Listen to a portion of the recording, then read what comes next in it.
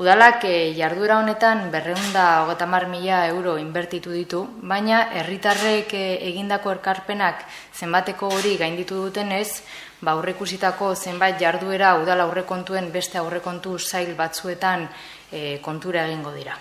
Obra txikietarako dagoen aurrekontuarekin egingo da lan, eta auzoan honako hobekuntzak egingo dira.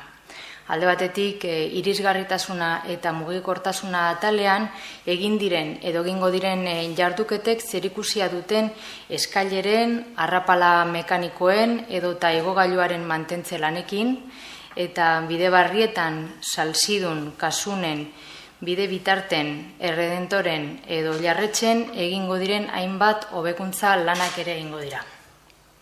Hiri antolamenduan, besteak beste, inbertituko dira inguru horretarako kaleak, plazak eta bidegorriak birmoldatzeko eta neurriak hartuko dira Sarriko Baso kalean, erortzeko zorian dauden eraikinei dagokienez.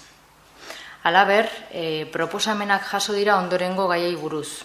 Hiri altzariak, espaloiak eta kaleak, garbitzea, lorezaintza, parkeak eta elkartzeko espazioak, eta zirkulazioa eta bide segurtasuna ere bai hobetzea.